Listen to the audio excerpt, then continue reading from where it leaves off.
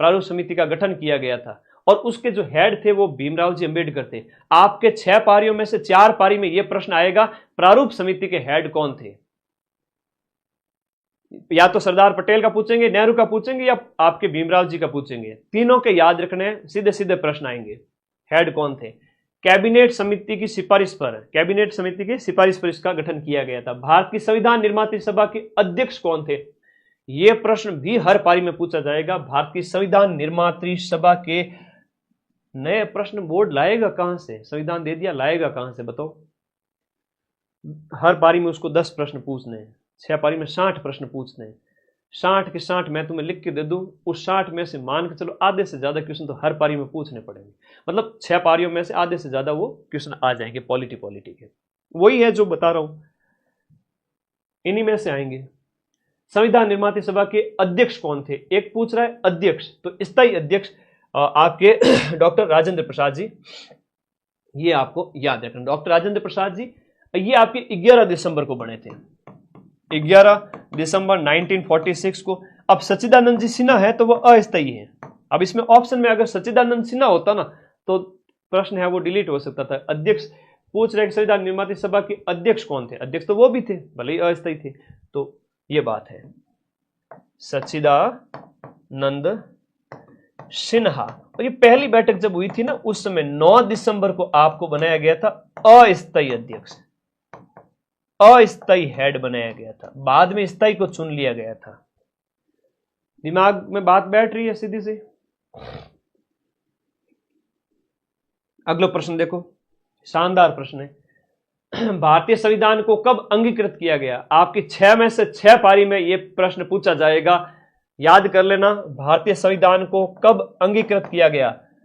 यह अंगीकृत किया गया था 26 नवंबर 1949, मिति मार्च 6, है ना, ऐसे डेट दी हुई नीचे। तो 26 नवंबर, 26 तो सब में दिया हुआ है, थोड़ा सा ध्यान रखना, 26 नवंबर है 1949। हालांकि ये सीधे टाइप के प्रश्न है, लेकिन 55,000 जब सीटें होती है ना तो ऐसे ही पेपर आते हैं। मेरी बहनें जो घर बैठे पढ़ रही है घर गृहस्थी के जंजाल में, लेकिन माता पिता ने पढ़ाया, वो कामयाब होना चाहती है। कई भाई ऐसे हैं जो नौकरी करते हुए पढ़ रहे हैं। मुझे खुशी है कि उनके लिए क्लासेज इतनी यूजफुल है कि वो कह रहे गुरुजी न्याल कर दिया, सीधा पेपर बता दिया आपने तो। और उनके अंदर रुचि पैदा हो रही है कई वर्षों बाद में पढ़ने की, और उनके अंदर एक लगन पैदा हुई है कि सर हमें उस मुकाम तक ले जाएंगे। और जिन्होंने पहले लंबे समय तक पढ़ा उनका भी स्वागत है, वो 150-60 से सिलेक्ट हो, बाकी वाले 130, 115, 120 पर भी सिलेक्ट होंगे। तो सबका स्वागत है, आ जाओ सिलेक्शन ले लो। हाँ नहीं, ये बात गलत है कि सबको चपरासी क्या होता है। सरकारी नौकरी 10 बजे जाओ, शाम को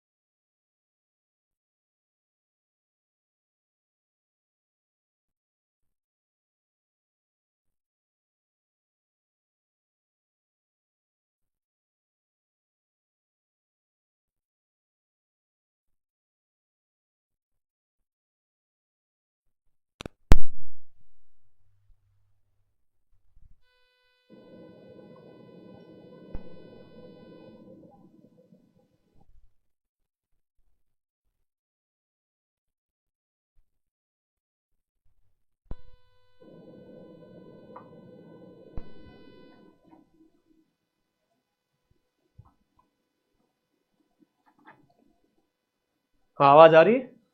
वो माइक डिस्चार्ज हो जाता है 4-5 घंटे में। वैसे तो महंगे वाले माइक हैं, तुम्हारे लिए सारी व्यवस्थाएं की हुई है स्टूडियो में, सारी इन्वर्टर वगैरह सब कुछ, कोई टेंशन वाली बात नहीं। अब ओके है? ओके है वॉइस, आगे बढ़े, ठीक है। तो भीमराव जी अंबेडकर का निर्वाचन है वो बम्बई। एक प्रश्न ये आता है प्रति 10 लाख पर इनका निर्वाचन है वो प्रति 10 लाख की जनसंख्या पर हुआ था, प्रति 10 लाख पर एक सदस्य का निर्वाचन हुआ था, और वो भी आपका अप्रत्यक्ष तरीके से, ठीक है, अप्रत्यक्ष रूप से प्रति 10 लाख पर एक का हुआ था, ठीक है। और ये सीधे सीधे प्रश्न आता है संविधान सभा के अंदर सदस्य कैसे बने थे, हर पारी में प्रश्न पूछने पड़ेंगे, बोर्ड के पास प्रश्न नहीं है, ठीक है ना, मेरी क्लास से लेके जाएंगे क्वेश्चन।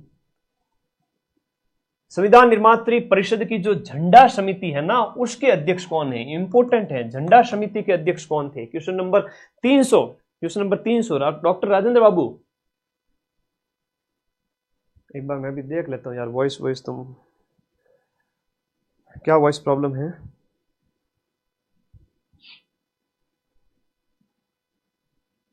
वॉइस में सही तो आ रही है भाई, बेटा ब्लॉक कर दूंगा, कौन है वो कमेंट करने वाला।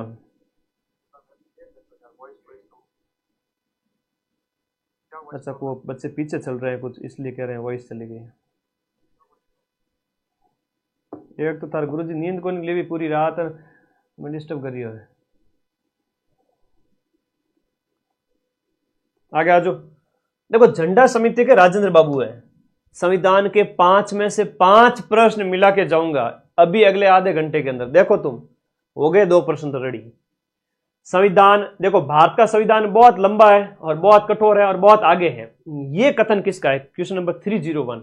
देखो भारत के संविधान की विशेषताओं से संबंधित प्रश्न पूछे जाते हैं, भारत के संविधान की विशेषताओं से संबंधित सीधे सीधे प्रश्न आते हैं, है ना, सीधे सीधे प्रश्न आते हैं। भारत का संविधान कैसा है, लचीला है या फिर कठोर है।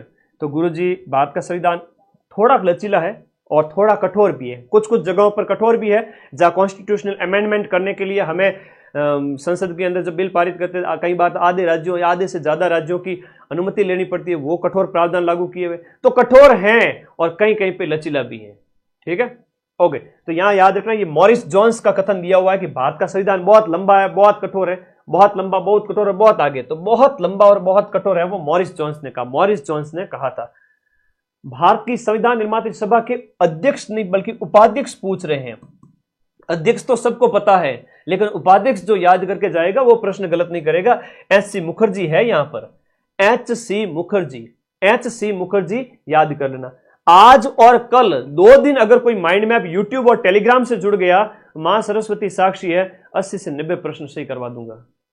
पहले का थोड़ा बहुत पढ़ा हुआ है, नन्हे मुन्ने लाले नहीं हो तुम, सब पढ़ा हुआ है। 2 दिन में एकदम डायरेक्शन दे दूंगा शेप में, 80 से 90 प्रश्न सही करा दूंगा। सिर्फ 2 दिन मेरे साथ जुड़ना, आज और कल, आज और कल। टेलीग्राम और यूट्यूब दोनों सब्सक्राइब होने चाहिए। ऐसी ऐसी पीडीएफ देने वाला हूं तुम सोच भी नहीं सकते। टाइम पर दिया हुआ है ना, चीजें काम आती है, पहले दी हुई काम की नहीं है। 1946 की अंतरिम सरकार में जो वित्त विभाग किसके पास, देखो अंतरिम सरकार जब हमारी बनी थी तो नेहरू जी इसके हेड थे, नेहरू इसके क्या थे, हेड थे। अंतरिम सरकार, भाई अंग्रेजों ने कहा कि भाई आपकी जो है वो ठीक है संविधान बनेगा, अंतरिम सरकार भी बनी थी, तो अंतरिम सरकार के हेड नेहरू जी थे। उस विभाग के अंदर यहां पर कहा जा रहा है कि वित्त विभाग लियाकत अली खान के पास में था, वित्त विभाग। एक आपका प्रश्न पूछा गया है कि स्वतंत्र भारत के पहले शिक्षा मंत्री वाला पटवारी में प्रश्न पूछा गया था, स्वतंत्र भारत के फर्स्ट शिक्षा मंत्री, और इसमें भी जो है वो शिक्षा मंत्री कौन थे, मौलाना अबुल कलाम आजाद। मौलाना, ये बहुत बढ़िया व्यक्ति थे, जिन्ना की तरह नहीं थे, मौलाना अबुल कलाम आजाद। ये पटवारी में पूछा था, ठीक है। ये इंडिया पॉलिटी के 5 में से 5 क्वेश्चन सही करेंगे। उपाध्यक्ष कौन थे, एच.सी. मुखर्जी, अध्यक्ष राजेंद्र बाबू। अब आगे देखो कि 26 जनवरी 1950 को भारत की वास्तविक संवैधानिक स्थिति क्या थी। हम 26 जनवरी को क्या हो चुके थे, थोड़ा दिमाग लगाओ, थोड़ा दिमाग लगाओ कि 26 जनवरी जब भारत एक हम जो है भारत का संविधान पूरी तरह से लागू कर दिया गया था, तो भारत के अंदर कैसी स्थिति हो चुकी थी। हालांकि थोड़ा अच्छा क्वेश्चन पूछा गया है, बहुत अच्छा क्वेश्चन पूछा गया है। क्वेश्चन नंबर 304 के अंदर बताओ, क्या भारत गुलाम था, लोकतंत्र गणराज्य था, या संपूर्ण प्रभुत्व संपन्न लोकतंत्र गणराज्य था। हमारे पास सॉवरेंटी थी, हमारे पास संप्रभुता हमें सौंपी जा चुकी थी, हमने अपना कॉन्स्टिट्यूशन लागू कर दिया था। तो इसका जो आंसर हो जाएगा बी, यानी कि संपूर्ण प्रभुत्व संपन्न लोकतंत्रात्मक गणराज्य। परंतु पंथ निरपेक्ष नहीं कहेंगे क्योंकि ये 1976 के अंदर वो अपने शब्द को उस कॉन्स्टिट्यूशन में शामिल किया था। समाजवादी शब्द भी 1976 में 42वें संविधान संशोधन, 42वां जो संशोधन लाया गया था, 42वां संशोधन लाया गया था 1976 के अंदर, तब हमने ये शब्द शामिल किए थे। लेकिन शब्द जो पहला दिख रहा है ना, संप्रभुता, संपूर्ण संप्रभुता, संपूर्ण संप्रभुता का मतलब है कि हमारे ऊपर किसी का अधिकार नहीं था, हम आजाद हो चुके थे। वॉइस मिसमैच हो रही का है? मेरा वॉइस ठीक है? सभी बच्चे एक बार वीडियो को लाइक करके बताओ, सारे बच्चे एक बार वीडियो को लाइक करके बताओ वॉइस ओके है क्या?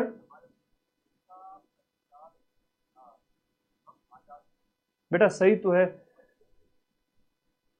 बेटा, यूं दिक्कत ना करो तुम लोग।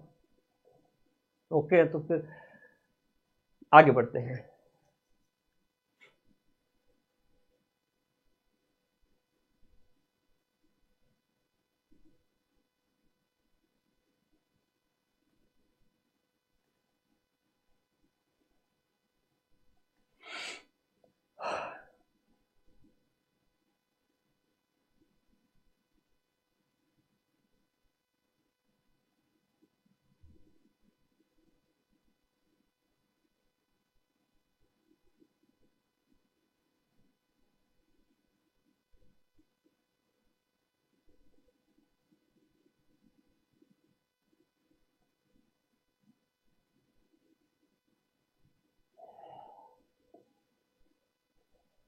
ओके, तो मेरे भाई प्यारे साथियों के संपूर्ण संप्रभुत्व बन गए थे 26 जनवरी को, जब हमारा संविधान लागू होते ही हमारे ऊपर हमारे पास सॉवरेंटी यानी प्रभुता संप्रभुता हमारे पास आ गई थी। हम किसी देश के गुलाम नहीं थे। निम्न में से कौन सा शब्द भारतीय संविधान की प्रस्तावना में उल्लेखित नहीं है? भारतीय संविधान की प्रस्तावना जब आप पढ़ते हो ना, तो हम भारत के लोग भारत को एक संपूर्ण प्रभुत्व संपन्न लोकतंत्रात्मक गणराज्य बनाने के लिए उसके सभी नागरिकों को इस तरह से लिखा हुआ है, उसमें पंथ निरपेक्षता भी वर्तमान में लिखा हुआ है, लेकिन संघीय शब्द कहीं पर भी लिखा हुआ प्रस्तावना के अंदर नहीं है। तो तुम लोगों को प्रस्तावना है वो कम से कम याद रहनी चाहिए, प्रस्तावना कम से कम याद रहनी चाहिए। इसके लिए तो थोड़ा सा 1 सेकंड ध्यान देना कि मैं आप लोगों को प्रियम्बल रटा ही देता हूं 1 सेकंड के अंदर। प्रियम्बल इन हिंदी, तो प्रियम्बल इन हिंदी ये रही। प्रस्तावना की अगर हम बात करें तो ये देखो, इसको अच्छे से रटो, बिठाओ दिमाग के अंदर। इसी में से एक प्रश्न पक्का आपके पूछा जाएगा, और यहां पर यह पूछा जा रहा है, ध्यान देना इसको, बहुत बढ़िया है। ये लो जी, नेट से लिया, सीधा डाउनलोड किया। प्रस्तावना से सीधा सीधा प्रश्न पूछा गया है कि उद्देशिका या प्रस्तावना एक ही बात है? उद्देशिका या प्रस्तावना एक ही बात है। इसे उद्देश्य प्रस्ताव जो पारित किया गया था नेहरू का, उसे ही इसमें शामिल किया गया था। ठीक है, तो ये आपका 13 दिसंबर को तो लाया गया प्रस्ताव 1946, और इसे 22 जनवरी 1947 को इसे पारित किया गया था, और यह था नेहरू का उद्देश्य प्रस्ताव। क्या था? नेहरू का उद्देश्य प्रस्ताव, और यह बाद में क्या बन गया था? भारत की प्रस्तावना बन गया था। ठीक है, और प्रस्तावना के अंदर भारत के जो है संविधान का जो मोटो है वो बताया गया है। तो ये जो शब्द है वो 42वें संविधान संशोधन के तहत आपके 1976 में जोड़े गए थे। तो ये बढ़िया प्रश्न सीधे सीधे आएंगे। तो क्या है यहाँ पर? न्याय बताया गया है, धर्म के बारे में बताया है, स्वतंत्रता है और समानता है, और राष्ट्र की एकता और अखंडता है। और 26 नवंबर को हमने मिति मार्ग 6 शुक्ल सप्तमी को हमने अंगीकृत, अधिनियमित और आत्मार्पित किया। आपकी 6 पारी में एक प्रश्न हर पारी में इसमें से आएगा, हर पारी में एक प्रश्न इसमें से आएगा, ध्यान रख लेना। ठीक है, ओके। तो ये प्रस्तावना के बारे में संघीय शब्द कहीं भी नहीं है। ठीक है, भारत के संविधान की जो उद्देशिका में किस स्वतंत्रता का वर्णन नहीं है? स्वतंत्रता हमारे यहां पर देखो, विश्वास, विचार, अभिव्यक्ति, विश्वास, धर्म और उपासना। विचार, अभिव्यक्ति, विश्वास, धर्म और उपासना, लेकिन नैतिक प्रकार की स्वतंत्रता कहीं पर भी नहीं है। तो थोड़ा सा प्रस्तावना को 2 बार बोल लेना। 2 बार बोलने से तुम्हारा दिमाग हैबिचुअल हो जाएगा कि भाई इस प्रकार की स्वतंत्रता है, इस प्रकार का न्याय है, इस प्रकार की समानता की बात हो रही है। दैट्स ऑल, उससे अलावा कुछ नहीं करना है। अरे भाई घर में देखो ना, बुजुर्ग जो हमारे दादी नानी है वो गीता जी का अध्याय करते करते 18 अध्याय उनको कंठस्थ है।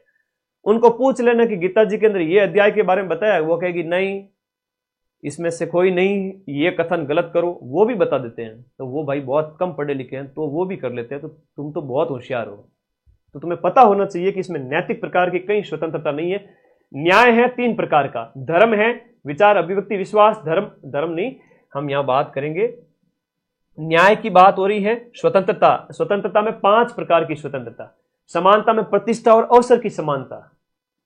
इतना तो करना पड़ेगा, इतना तो करना पड़ेगा। ठीक है, बहुत आसान है। प्रस्तावना में से एक प्रश्न आएगा और लास्ट वाला कि कब लागू किया गया, एक वो, और एक 76वें जो 42वां संविधान संशोधन अधिनियम 1976 के अंदर आपके कौन से शब्द जोड़े गए थे, वो प्रश्न सीधा सा पूछ लेंगे कि भाई ये समाजवादी, पंथ निरपेक्ष जो शब्द है, समाजवादी, पंथ निरपेक्ष और अखंडता, ये 3 शब्द है वो कब जोड़े गए थे। समाजवादी, पंथ निरपेक्ष और अखंडता, ये 3 शब्द आपके 42वें संशोधन के तहत जुड़े। एक प्रश्न ये आएगा तुम्हारे पेपर में। एक 26 नवंबर 1949 को संविधान को अंगीकृत, अधिनियमित और आत्मार्पित किया गया। हो सकता है कि एक पारी में दोनों प्रश्न आ जाए, क्योंकि ऐसा सीईटी के अंदर हो चुका है। ठीक है, अच्छा आज इंडिया आ रहा है रवि कि वियतनाम से क्लास देख रहा हूँ, शाबाश बेटा। एक थोड़े दिन पहले एक बच्चे ने मुझे भेजा था कि वो सऊदी अरब था, वहाँ से, तो स्वदेश तो स्वदेश है और उससे ऊपर से सरकारी नौकरी। बच्चे लोग आज़ादी चाहते हैं। फोटो ले लो। देखो पहले पढ़ाया इंपॉर्टेंट नहीं है, एग्जाम से 2 दिन पहले पढ़ाना वो इंपॉर्टेंट है, उसमें सब कुछ आना चाहिए।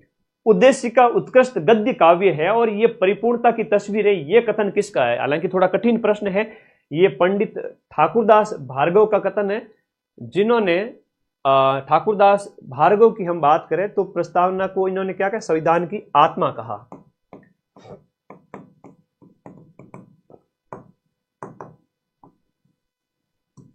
ठाकुरदास भार्गव। अंबेडकर जी ने अनुच्छेद 32 को संविधान की आत्मा कहा था, वो अलग है। भारत के संविधान की प्रस्तावना में दिए गए आश्वासनों का सही क्रम कौन सा है। हम भारत के लोग भारत को एक संपूर्ण प्रभुत्व संपन्न समाजवादी, देखो ऐसा बनाने के लिए इसको थोड़ा सा यहां ले आते हैं आगे। इसमें देखो न्याय, स्वतंत्रता, समानता, अखंडता, न्याय, स्वतंत्रता, समानता, बंधुता, न्याय, स्वतंत्रता, समानता, बंधुता, ये सीक्वेंस है प्रस्तावना का। 42वें संविधान संशोधन अधिनियम 1976 के परिणाम स्वरूप निम्न में से 3 शब्द संविधान की उद्देशिका में जोड़े गए। ये तुम्हारे पेपर के 6 पारियों में छप चुका है क्वेश्चन। अब ये पहली पारी वालों को मैं पेपर ही तो बता रहा हूं और क्या बता रहा हूं। ये 5 में से 5 क्वेश्चन सही करने हैं अपने को। 3 शब्द कौन से जोड़े गए थे, हम बात करें समाजवादी, पंथ निरपेक्ष और अखंडता शब्द, ए ऑप्शन इसके अंदर 309 के अंदर समाजवादी, पंथ निरपेक्ष और अखंडता शब्द है, थोड़ा नीचे है। आप देखोगे अखंडता शब्द नीचे है और समाजवादी, पंथ निरपेक्ष ये बाद में जोड़े गए थे 1976 के अंदर। भारत एक लोकतंत्रात्मक गणराज्य है। भारत एक लोकतंत्रात्मक गणराज्य, इसका मतलब क्या हुआ कि भारत में क्या है, लोकतंत्र भी है और साथ में भारत एक गणराज्य भी है। तो भारत गणराज्य भी है और लोकतंत्र भी है, इसका मतलब क्या हुआ, दिए गए कथन के अंदर संघ का मंत्रिमंडल लोकसभा के प्रति उत्तरदायी है। सार्वभौम वयस्क मताधिकार, यानी आपके जो 18 वर्ष से ऊपर वाले हैं उनकी विद्यमानता। राष्ट्रपति एक लोकप्रिय निर्वाचक मंडल के द्वारा चुना जाता है और उसके बाद भारत में संसद सर्वोच्च है। तो गणतंत्र की जब भी बात है तो राष्ट्रपति की बात आएगी। याद रखना, गणतंत्र का हेड राष्ट्रपति होता है और वो निर्वाचित होता है, वंशानुगत नहीं होता है, वंशानुगत नहीं होता है। ये प्रश्न आता है कि इसका क्या है, एक इलेक्टोरल जो मंडल होता है, निर्वाचक मंडल होता है, जिसमें संसद के दोनों सदनों के सदस्य, राज्य विधानसभाओं के सदस्य शामिल होते हैं। उपराष्ट्रपति के निर्वाचन में संसद के दोनों सदनों के सारे सदस्य शामिल होते हैं, जबकि राष्ट्रपति में केवल और केवल निर्वाचित शामिल होते हैं। उपराष्ट्रपति अभी हुआ इलेक्शन, तो जो 15वें बन गए हैं राधाकृष्णन जी, तो उनके निर्वाचन में संसद के सारे सदस्य शामिल थे। ठीक है, हाँ, उपराष्ट्रपति में सारे चलेंगे, लेकिन राष्ट्रपति के अंदर केवल और केवल निर्वाचित सदस्य हैं। तो मेरे भाई, राष्ट्रपति निर्वाचित होता है, ये लोकतंत्र गणराज्य का हेड है, ये वंशानुगत पद नहीं है, इसलिए भारत में लोकतंत्रात्मक गणराज्य है। दिमाग में बिठा लो भैया अच्छे से, प्रश्न आएगा। अगला, उद्देशिका में शामिल जो स्वतंत्रता है उसमें क्या शामिल नहीं है? स्वतंत्रता में विचार, अभिव्यक्ति, विश्वास, धर्म, उपासना, सबकी स्वतंत्रता है, लेकिन एक है जो है आपकी आजीविका की स्वतंत्रता, व्यवसाय की स्वतंत्रता। ये मूल अधिकार के अंदर अनुच्छेद 19(1) के अंदर, मूल अधिकार के अंदर जो है वहां पर 6 स्वतंत्रताएं शामिल कर दी गई हैं। कितनी स्वतंत्रताएं हैं? 6 स्वतंत्रताएं हैं। अनुच्छेद 19, 20, 21, 22 में स्वतंत्रता का अधिकार है, जो कि एक फंडामेंटल राइट है, और उस अनुच्छेद 19 के अंदर आपके 6 प्रकार की स्वतंत्रताएं शामिल की गई हैं, और उनमें आजीविका का, व्यवसाय का, बिजनेस का, भ्रमण का, वाद विवाद का, बोलने का, सबका अधिकार है, पेपर सॉल्यूशन कराने का भी अधिकार है। सो दैट्स वाई मेरे पास सुप्रीम कोर्ट है। ठीक है, कोर्ट है मेरे पास, तो मैं किसी से डरता नहीं। मैं हूं या कोई भी हो जिसकी अभिव्यक्ति दबाई नहीं जा सकती। ठीक है, विदाउट एनी एक्ट। ये समझो इस चीज को, इसके पीछे कारण होता है, इसलिए मैं बेखौफ होकर चलता हूं, समझे क्या? तो यहां पर यह प्रश्न सही है। आगे देखो, आजीविका तो उसमें आ गया।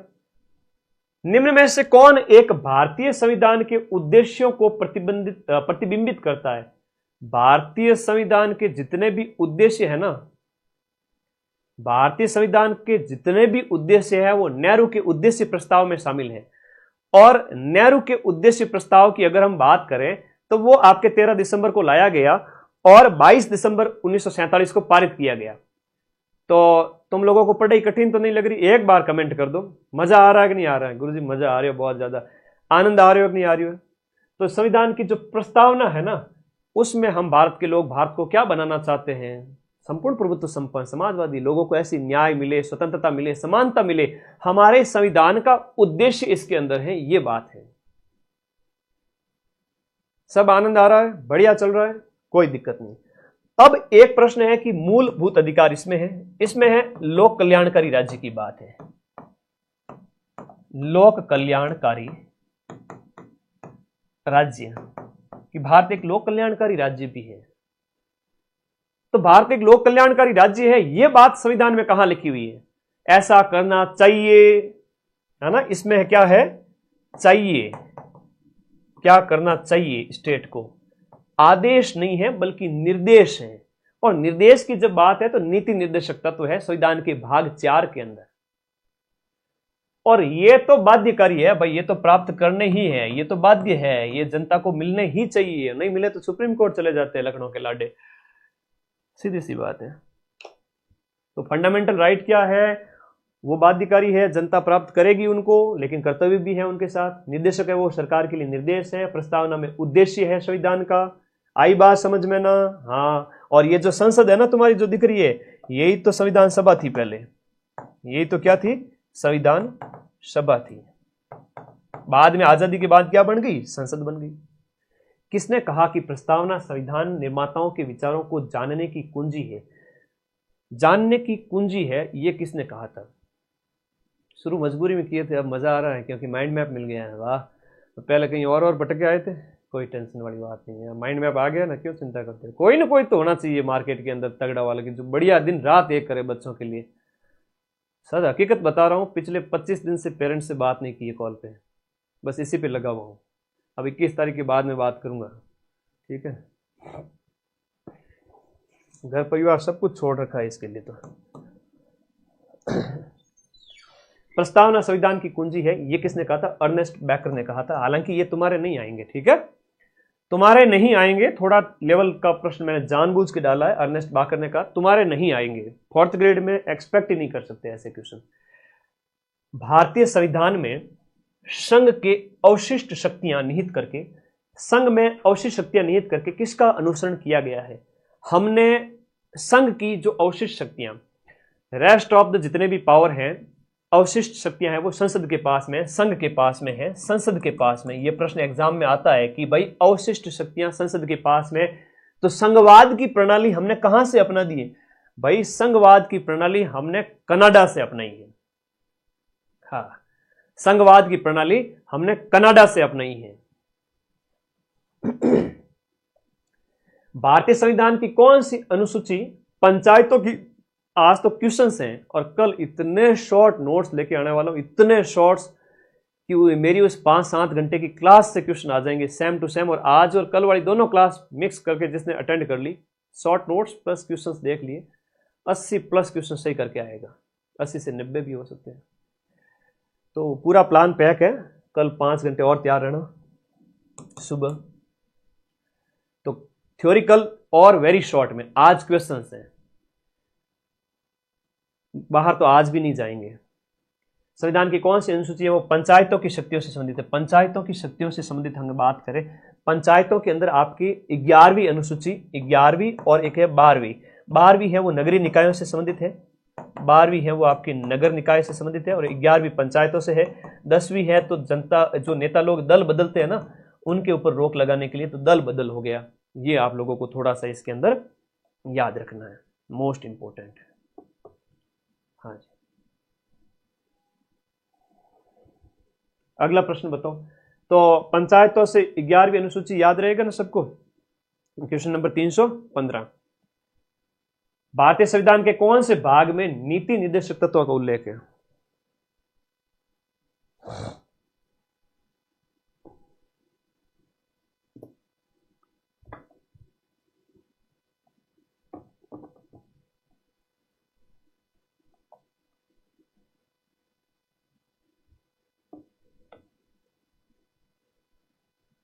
देखो ध्यान देना, भारतीय संविधान के किस भाग में नीति निर्देशक तत्व है? तो भाग 4 के अंदर नीति निर्देशक तत्व है, और 4 क है, ये 4 है बेटा, ये क्या है? ये 4 है, रोमन में लिखा हुआ है, गलती मत करना। और 4 क के अंदर क्या है? ये 4 समझो रही, कई सारे 55,000 4th ग्रेड बनाना, इसलिए इस लेवल पे जाके पढ़ना पड़ेगा मेरे को। 54 ये 4 क है, तो इसमें मूल कर्तव्य है, मूल कर्तव्य। और अनुच्छेद कौन सा हो जाएगा? अनुच्छेद 51, अनुच्छेद 51 क के अंदर। और ये संविधान के कौन से अनुच्छेद हो गए? आपके 36 से अनुच्छेद 36 से 51 तक के अनुच्छेद। तो मेरे भाई ये तो आप लोगों को याद रखना है। और भाग 3 के अंदर क्या है? मूल अधिकार है। अब इसमें से एक प्रश्न पक्का आएगा, मूल अधिकार आपके भाग 3 के अंदर है, याद रखिएगा। और मूल अधिकार संविधान के अनुच्छेद 12 से लेकर के 35 तक के अनुच्छेद के अंदर है, 12 से 35 तक के अंदर। 12 से 35 भाग 3 मूल अधिकार, भाग 4 के अंदर अनुच्छेद 36 से 51 तक नीति निर्देशक तत्व है, और 4 क के अंदर मूल कर्तव्य है। ये 3 प्रश्न इतने इंपॉर्टेंट हैं, आपके हर पारी में छपेंगे, दिमाग में बिठा लीजिए भैया, है ना? याद कर लो रे, था लोगों ने हाथ जोड़ू, याद कर लो।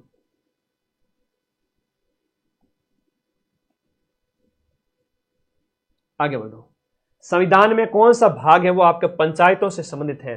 भाग जो आपका 9 है संविधान का, भाग 9 पंचायतों से संबंधित है। पंचायतों से संबंधित भाग 9A है, दिए गए में से भाग 9 कह सकते हो आप, भाग 9 कहोगे संविधान के भाग 9 के अंतर्गत। और उसके अंदर अलग अनुच्छेद 243 है। तो यहां पर क्वेश्चन नंबर 317 जो है वो आपके भाग 9 है, वो आपका पंचायतों से बात करता है। और नीति निर्देशक तत्वों के अंदर आता है अनुच्छेद 40। हाँ, अनुच्छेद 40 इसमें लिख देता हूं मैं। इसमें जो अनुच्छेद 140 है ना, वो है पंचायतों से संबंधित, बहुत इंपॉर्टेंट है। आगे देखो, पंचायतों से संबंधित भाग 9, संघ और राज्यों के बीच शक्तियों का जो, विषयों का जो बंटवारा है वो किस अनुसूची में है? विषयों की बात करें या हम बात करें शक्तियों का जो बंटवारा है, विषयों का जो बंटवारा है, संघ सूची, राज्य सूची, समवर्ती सूची, ये 7वीं अनुसूची में, 7वीं। बहुत प्यारा प्रश्न है, बार बार पूछा जाता है, मोस्ट है, 7वीं अनुसूची। अगला देखो, भारतीय संघ व्यवस्था के अंदर जो आपकी अवशिष्ट शक्तियां किस में निहित है, मोस्ट इंपोर्टेंट है, जो हमने कनाडा के संघवाद से प्रेरित होकर के अपनाई है। अवशिष्ट शक्तियां, बची हुई शक्तियां संसद के पास, संसद उसके ऊपर कानून बना सकती है। तो इसको आप कर लीजिएगा भैया संसद। क्या करोगे? संसद इसका सही उत्तर है। भारत में किस संवैधानिक संशोधन में नव पंचायती राज व्यवस्था स्थापित की? भारत में किस संवैधानिक संशोधन ने नव पंचायती राज व्यवस्था स्थापित की? भारत में पंचायती राज अधिनियम लाया गया। पंचायती राज अधिनियम। आज निर्वाचन आयोग के एक नए हेड बन गए हैं, जिसका शॉर्ट्स मैं अभी अपलोड कर रहा हूं थोड़ी देर में, ठीक है, यहां लाइव में खड़ा खड़ा 5 बजे। पंचायती राज अधिनियम जो नए निर्वाचन आयुक्त बन गए हैं, ठीक है ना, आपके मधुकर गुप्ता की जगह। कौन से क्रम के बने हैं? 8वें बने हैं। पूरी जानकारी A to Z दी है निर्वाचन के संबंध में, देख लेना, रट लेना, प्रश्न आ ही जाएगा। चलो, क्या है कि बंदे ने बना के भेज दिया, टीम मेंबर ने, और मैं क्लास में आ गया था, आज शॉर्ट्स अपलोड करना था, कर नहीं पाया। तुम लोगों की इजाज़त हो तो लाइव क्लास में खड़ा खड़ा ही अपलोड कर देता हूँ, क्योंकि फ़ोन से ही अपलोड होता है, ऐसे टेक्निकल टीम से नहीं होता है, मैं कर ही देता हूँ, ठीक है। तो यहाँ पर जो आंसर है आपका, पंचायतों की जब भी बात हो 73वां, नगरों की बात हो नगरीय स्थानीय शासन, नगरीय शासन, नगरीय स्थानीय शासन, तो नगरीय स्थानीय शासन में 74वां। तो पंचायती राज जो अधिनियम है, पंचायती राज अधिनियम 1992 का है, 1992 का पंचायती राज अधिनियम है, जिसके भाग 9 के अंतर्गत, ठीक है, ये आपके कहा है ग्राम पंचायतों के बारे में 29 विषय है। हालांकि हमें और ज्यादा गहराई में उधर जाने की आवश्यकता है नहीं, ठीक है, मैं एक बार देख लेता हूँ, वीडियो को अपलोड कर देता हूँ।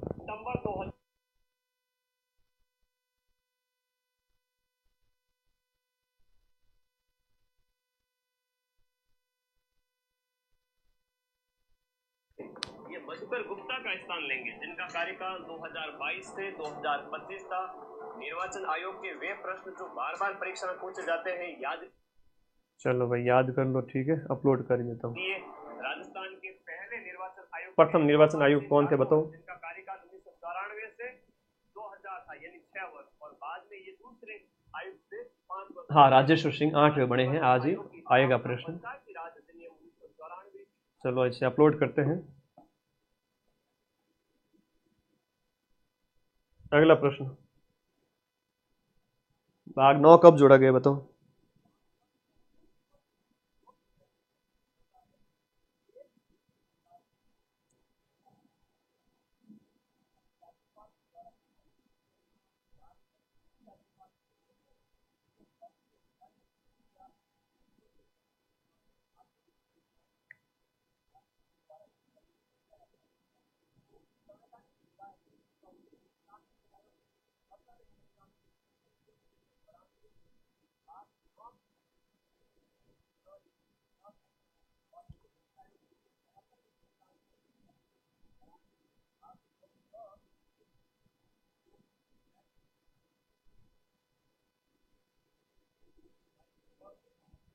नौ क जुड़ा गया है ना, 9 क है तो 74वां है। आज वाले वीडियो से ये सारा, आज वाले शॉर्ट से सारा है ना मसला सही हो जाएगा।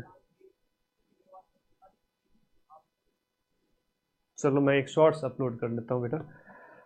9 क है नगरीय निकायों से संबंधित है, 9 है वो स्थानीय निकायों से संबंधित है, दोनों में अंतर है, समझा करो उसको। आज का शॉर्ट्स आपके जस्ट 2 मिनट में अपलोड कर रहा हूँ, ठीक है, ये कर दिया भाई।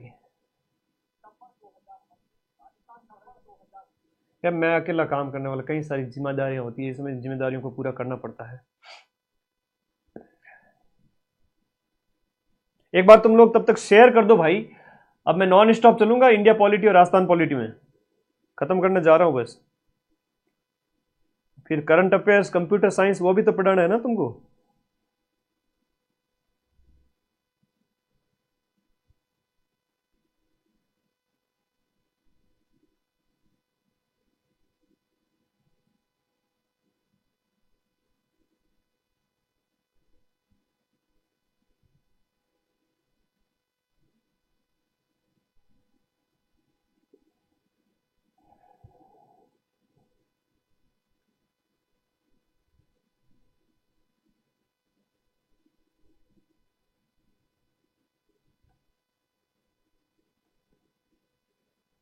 हाँ जी, शॉर्ट्स अपलोड हो गया है। अरे रीजनिंग नहीं है तुम्हारे, मैथ है खाली। शॉर्ट्स गया, ठीक है। माइंड मैप के नाम के तुम लोग भी इंस्टाग्राम पेज बना लो, वहां पर मेरे शॉर्ट्स की कॉपी कर सकते हो। यूट्यूब पे ना बड़े बड़े वीडियो कॉपी मत करो, छोटी छोटी क्लिप निकाल लिया करो, पैसे आएंगे 5-10 हज़ार महीने के, तो एज इट इज कॉपी छेप देते हो, गलत बात है ना। बच्चे भ्रमित होते हैं। छोटी छोटी क्लिप, मदन सर ने क्या बताई कट ऑफ, मदन सर ने कैसे पेपर का लेवल क्या बताया, अपलोड कर दो, आधा घंटा मिले तो दिन भर में।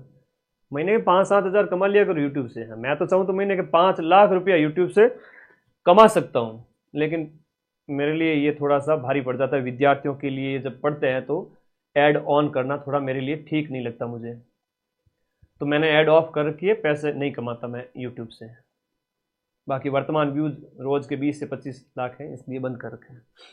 तो एक शॉर्ट्स अपलोड करना था, इसलिए थोड़ा सा माफी चाहता हूँ। अब आगे बढ़ते हैं, नॉन स्टॉप कंटिन्यूस, ठीक है। वो तुम्हारी पढ़ाई का काम था और याद आ गया मुझे। चलो अगला प्रश्न इसी के अंतर्गत बता दो।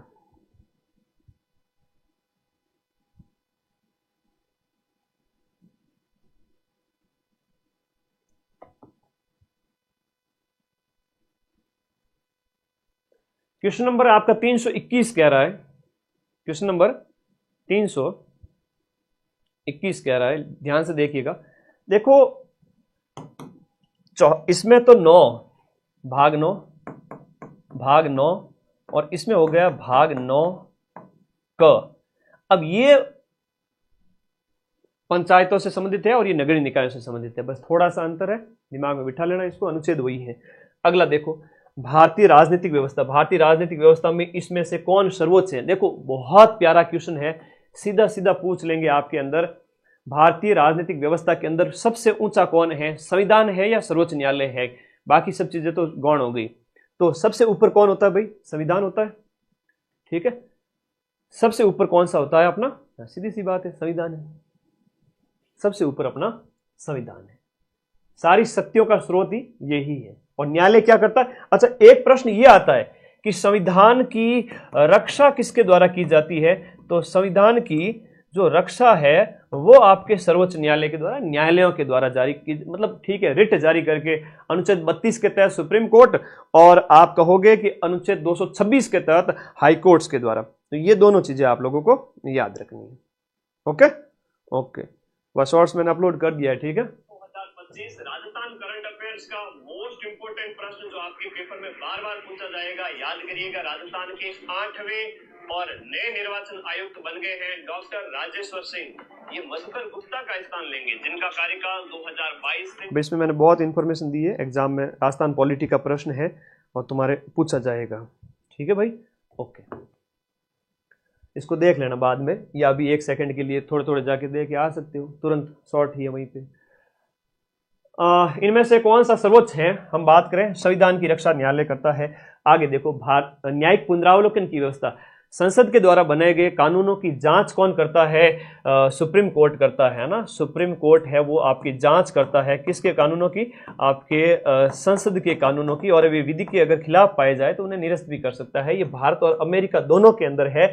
न्यायिक पुनरावलोकन न्यायिक जांच का है आपका विषय, ध्यान रखिएगा, न्यायिक पुनरावलोकन। अगला देखिएगा, भारतीय संघवाद किस देश की पद्धति पर आधारित है। भारत का जो संघ की हमने प्रणाली है, जहां पर संघवाद के अंदर हमने कनाडा से अपनाया, जहां पर राज्यों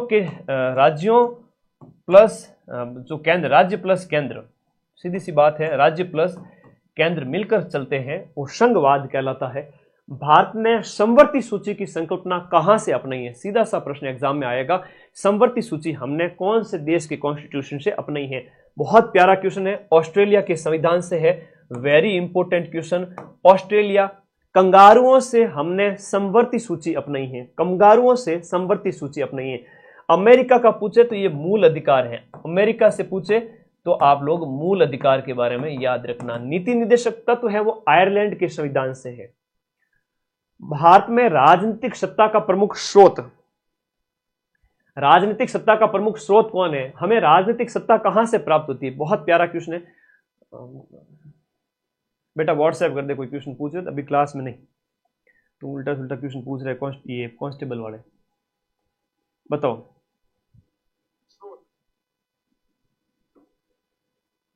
बता दो फटाफट।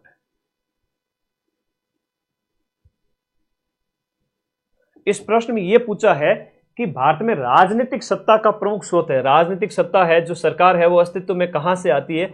ये सरकार की अगर हम बात करें तो वो जनता के थ्रू आएगी, है ना, इसमें कॉन्स्टिट्यूशन मत करना, ठीक है, इसमें जनता आएगी, लोगों के द्वारा।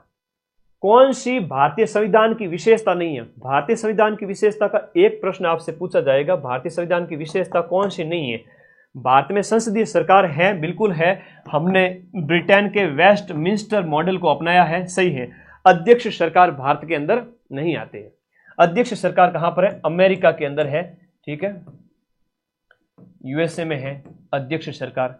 स्वतंत्र न्यायपालिका भारत के अंदर है, और तो इस प्रकार से राइट आंसर अध्यक्षीय सरकार हो गया। स्वतंत्र न्यायपालिका भारत में है, संघात्मक सरकार भी है, केंद्र राज्य मिलकर चलते हैं, संसदात्मक शासन भी है। तो संसदीय, वेस्टमिंस्टर मॉडल, स्वतंत्र न्यायपालिका, संघात्मक सरकार, ये अखिल भारतीय सेवाएं, ये आपके भारतीय संविधान की विशेषताएं हैं। सीधा सीधा प्रश्न पेपर में छपेगा। आगे देखो, भारत में संसदीय प्रणाली की सरकार है, क्योंकि भारत में संसदीय प्रणाली की सरकार का मतलब क्या हुआ? संसदीय प्रणाली की सरकार का मतलब यह हुआ कि यह उत्तरदायी सरकार है। कैसी है? मंत्रिपरिषद लोकसभा के प्रति उत्तरदायी है, संसद का जो निचला सदन है उसके प्रति लोकसभा जवाबदेह है, उससे प्रश्न पूछे जा सकते हैं, जवाबदेहिता सिद्ध की जान, वो विश्वास होता ना, अविश्वास प्रस्ताव भी लाया जा सकता है, वो डर रहता है उसको, तो ये जवाबदेही रहती है मंत्रिपरिषद की लोकसभा के प्रति, ठीक है। संसद संशोधन कर सकती है, ये संसदीय प्रणाली नहीं है, लोकसभा जनता द्वारा प्रत्यक्ष रूप से निर्वाचित होती है, तो सीधा मेन मीनिंग यही है।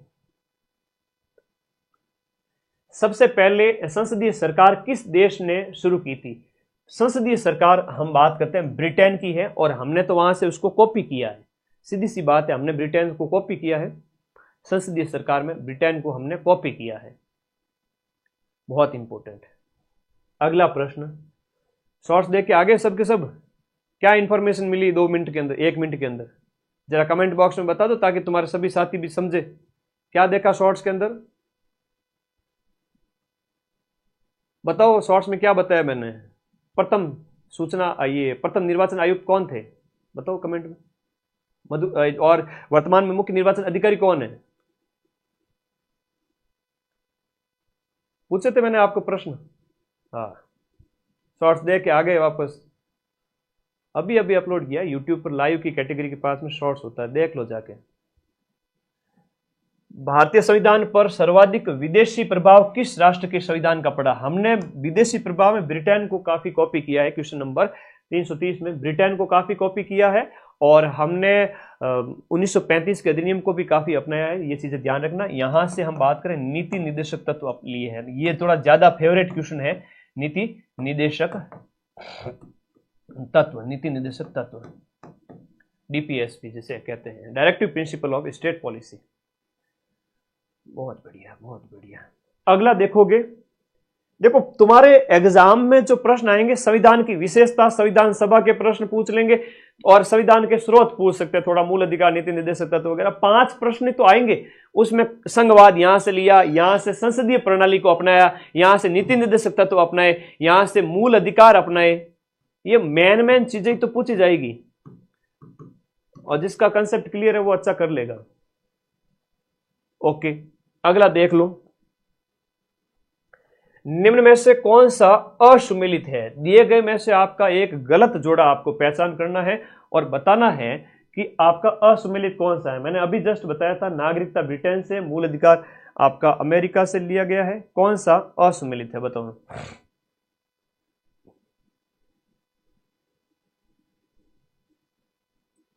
असुमेलित कौन सा है? नागरिकता ब्रिटेन है, मूल अधिकार अमेरिका, नीति निर्देशक तत्व आयरलैंड है, मूल कर्तव्य सोवियत संघ है। Question number 331 as it is छप जाएगा, ध्यान रखिएगा। सभी कथन सुमेलित हैं, सभी कथन सुमेलित हैं, नन ऑफ द अबव, ये इसका मतलब होता है। और इसको मैं लगा देता हूं वेरी वेरी इंपॉर्टेंट, ये पेपर में आ सकता है, बहुत प्यारा प्रश्न है और मैं कहूं कि छप गया है तो कोई दिक्कत नहीं है। नागरिकता ब्रिटेन से, संसदीय सरकार वहां से, मूल अधिकार अमेरिका से, डीपीएसपी आयरलैंड से, और कर्तव्य वाला याद रखना हमारे दोस्त रसिया से लिए हैं हम। ठीक है, तो आपने कॉपी तो बेटा पूरा पूरा कॉपी मत कर, पूरा 12-12 घंटे की क्लास, तो बच्चा भ्रमित हुआ नहीं। मेरी 1000 का चैनल है, कॉपी कर दिया पूरा वीडियो, 2-2 लाख व्यूज आ रहे हैं उस बच्चे के, पूरा वीडियो कॉपी करा। बच्चे कहते सर ये आपका चैनल ले गया, तो छोटी क्लिप काटा करो, आधे घंटे की, 15 मिनट की, 20 मिनट की, 10 मिनट की, मैं कोई कॉपीराइट नहीं दूंगा। ठीक है, बस ठीक है, ओके। मेरी वजह से अगर कोई बच्चा 5-10 हज़ार कमा रहा है तो कमाए, बशर्ते वो पूरा कॉपी ना करें, बच्चे भ्रमित हो जाते हैं। इतना कोई कोचिंग छूट नहीं देती है, मैं छूट दे रहा हूं। भारत के संविधान के कौन से अनुच्छेद के अंतर्गत निजता का अधिकार है? देखो, निजता की बात करें, स्वतंत्रता की बात करें, जीवन के अधिकार की बात हो रही है, अपने जीवन से संबंधित कोई भी है वो अनुच्छेद 21 के अंतर्गत आएगा। अब आपके मौलिक अधिकार जो है वो आ रहे हैं। अनुच्छेद 21 में आपके विवाह का अधिकार भी हो गया, सांस लेने का अधिकार भी हो गया, जीने का अधिकार है, खाने पीने का अधिकार है, जीवन का अधिकार है। कोई अगर आत्महत्या कर रहा है तो वो किसका उल्लंघन है? वो इसी का उल्लंघन है, ध्यान रखना, अनुच्छेद 21 का। पसंद के व्यक्ति से शादी करने किसी व्यक्ति के कौन से अधिकार को संरक्षण देता है कि आप जिससे चाहो उससे शादी करो, ये आपके जीवन का अधिकार है। इस प्रकार से आंसर नंबर बी हो गया। ये अनुच्छेद 21 की बात कर रहा है। किसकी बात कर रहा है? अनुच्छेद 21 की बात कर रहा है। ठीक है मेरे भाई, हाँ आई बात समझ में, चौकी बात है, घनी चौकी बात। तो थोड़ा सा एक बार मूल फंडामेंटल राइट्स बता देता हूं। मूल अधिकार, देखो कोई टेंशन वाली बात नहीं, मूल अधिकार सो सिंपल। तो पहला भी समझाया था, 2 मिनट और समझा दूं, क्योंकि रसरी आवत जावत है। और मैं तो बहुत किस्मत वाला समझता हूं खुद को कि मेरे एक टीचर हुआ करती थी मैडम, वो बहुत पढ़ाते थे, बार बार रिवीजन कराते थे, और मेरे को ऐसा लगता था कि ये मैडम तो इतना क्यों पढ़ाते हैं। बाद में पता चला खाली रिवीजन से ही टॉप कर गए हम, तो सिर्फ रिवीजन से टॉप कर गए। तो मेरे भाई, भारतीय नागरिकों के 6 मौलिक अधिकार हैं और भाग 3 के अंतर्गत है ये। भाग 3 के अंदर अनुच्छेद 12 से लेकर के 35। अब इससे बाहर कोई प्रश्न 4th ग्रेड ऑफिसर में तुम्हारे जाएगा नहीं। पहला मूल अधिकार कौन सा है? समानता का अधिकार है, ध्यान रखना। समानता का जो अधिकार है, समानता या समता का जो अधिकार है, वो अनुच्छेद 14 से अनुच्छेद 18, अनुच्छेद 14, 15, 16, 17, 18, टोटल 5 है। 5 समानता के अधिकार है, जिसमें आपका कानून के समक्ष समानता अनुच्छेद 14 में है। फिर अलग अलग है, धर्म भाषा वाला 15 में हो गया, 16 वाला नौकरियों में हो गया, 17 वाला अस्पृश्यता हो गया, 18 वाला उपाधियों का अंत हो गया। ठीक है, कोई बात नहीं। स्वतंत्रता का अधिकार है, अनुच्छेद 19 से 21 तक है, 19 से 22 तक है। ये इतना दिमाग में बिठा लो भाई, 19 के 20, 21, 22। 14 से 18 सम संख्या है। 19 से 22 स्वतंत्रता, 19 में 6 स्वतंत्रताएं, 21 में जीवन की बात है, 22 में आप अपना जो है वकील वगैरह करना, ये कई सारी चीजें होती है उसके अंदर। ठीक है, दूसरा देखो, तीसरा है आपका शोषण के खिलाफ अधिकार, कि 23 और 24 के अंदर बच्चे का शोषण नहीं किया जा सकता, उसे खतरनाक कामों में नहीं लगाया जा सकता। यह ध्यान रखना, शोषण के खिलाफ अधिकार है वो आपका 23 और 24 के अंदर है। रट लो दिमाग में अभी, बाद में तो चढ़ू है जी मेरे, बाद में मारवाड़ी में क्या, खाना खाने के बाद में हाथ धोए जाते हैं, तो क्या गुरुजी बाद में याद कर लूं मैं? बेटा बाद कभी आएगा ही नहीं, चुपचाप अभी याद करो, जबरदस्ती याद कराऊंगा।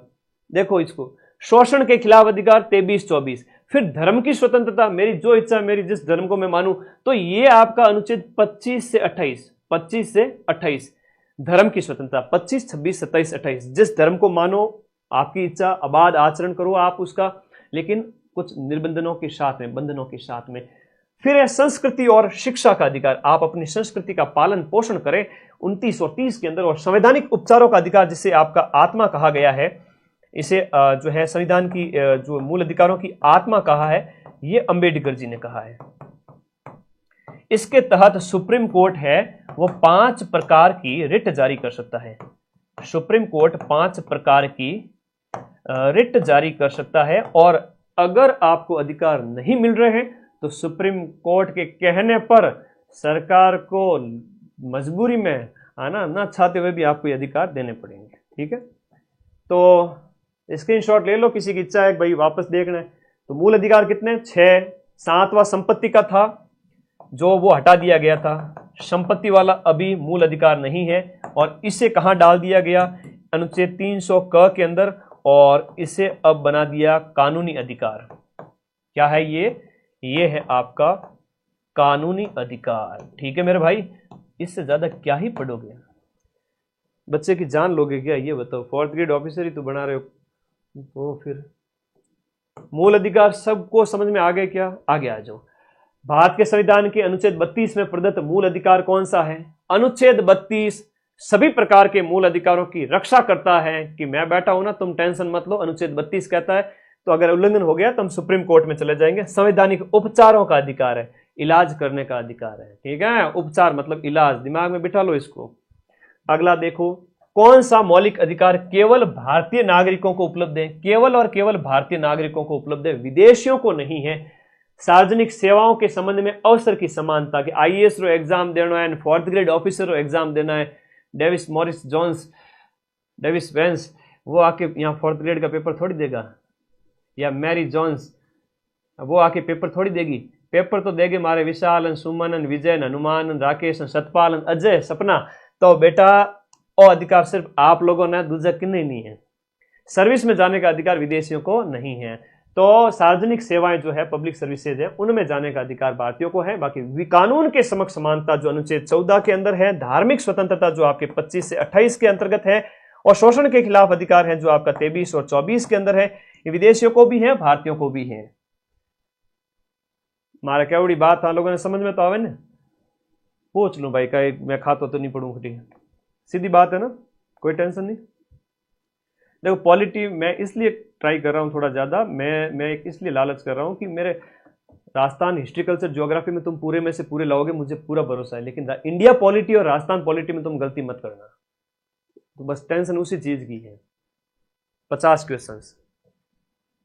मूल अधिकारों के निलंबन का आदेश कौन दे सकता है? मूल अधिकारों के निलंबन का आदेश, मूल अधिकार निलंबित किए जाते हैं, ऐसा आदेश किसके द्वारा दिया जाएगा?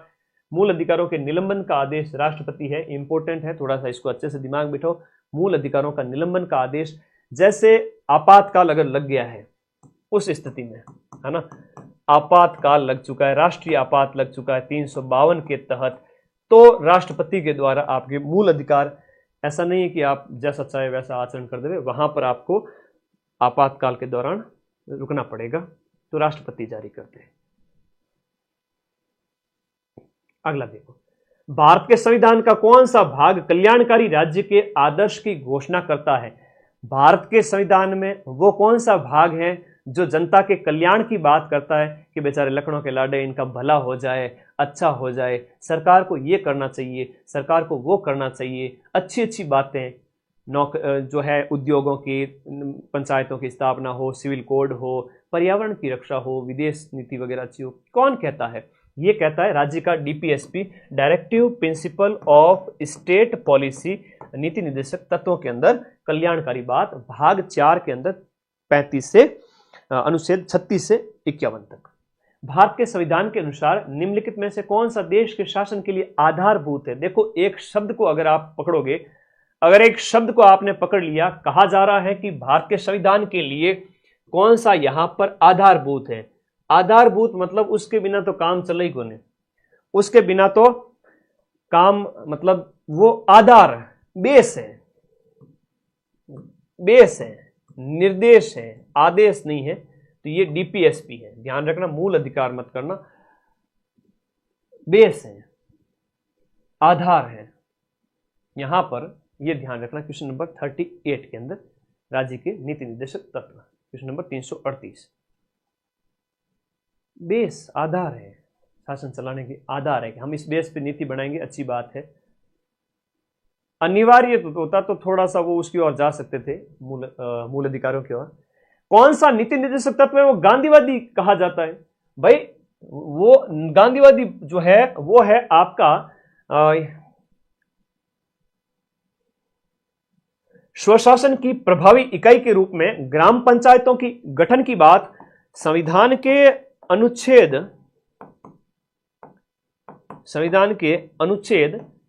40 के अंतर्गत, अनुच्छेद 40 के अंदर गांधी बाबा की बात कही गई है कि पंचायतें स्वतंत्र हो, उनका विकास हो, ये नीति निर्देशक तत्वों के अंदर सरकार ऐसी नीति बनाए, ये सारी चीजें कहा गया है। ठीक है, अगला देखिएगा, राज्य के नीति निर्देशक सिद्धांत एक ऐसा चेक है जो बैंक की सुविधा अनुसार अदा किया जाता है। ये एक फेमस कथन है, बहुत फेमस कथन है और बड़ा फेवरेट क्वेश्चन है, अधीनस्थ बोर्ड आरपीएससी पूछती रहती है। क्वेश्चन नंबर 340 आप लोग आराम से देखते ही उड़ा दोगे इस क्वेश्चन को, अगर कहीं पढ़ा है तो। बिल्कुल सही कहा केटी शाह। ठीक है, केटी शाह बिल्कुल सही कथन है कि ये नीति निर्देशक तत्व है ना, एक ऐसा चेक है जो बैंक की सुविधा के अनुसार अदा किया जाता है। जैसे जैसे सुविधा होती है उस अकॉर्डिंग। तो मतलब ये है कि मान्य मानना या नहीं मानना सरकार के ऊपर है, बट ये सरकार के लिए एक आधारभूत है, एक आईना दिखाते हैं कि आप ऐसा काम करें।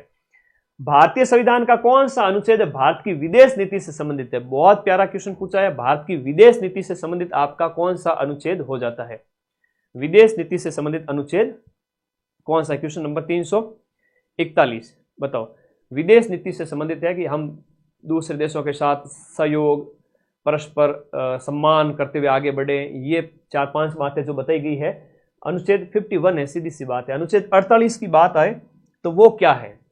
कमेंट करो फटाफट, अनुच्छेद 48 क्या है? भारत के संविधान में मौलिक कर्तव्यों को कब शामिल किया गया था? सीधा सा प्रश्न पूछ लेंगे, मूल कर्तव्य कब शामिल किए गए थे हमारे संविधान में? मूल कर्तव्य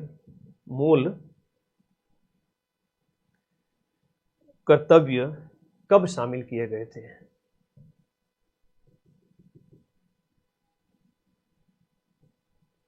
भारतीय संविधान में मूल कर्तव्य कब शामिल किए गए थे? आजा भाई आजा, फोटो तो डाउनलोड हो जा। ये तो क्या लाइव के दौरान थोड़ा बताना पड़ता है मूल कर्तव्य। अब देखो एक थोड़ा सा एक स्लाइड बता ही देता हूं, हालांकि ये पूरा तो आ जाए तो अच्छी बात है। कई बार फोटो डाउनलोड होती भी है, नहीं भी होती है। मूल कर्तव्य कोई कॉपी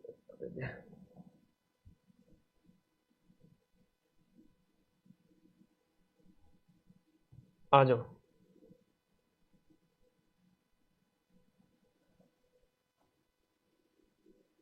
बहुत अच्छा प्रश्न पूछा है कि मूल कर्तव्यों की जब हम बात करते हैं तो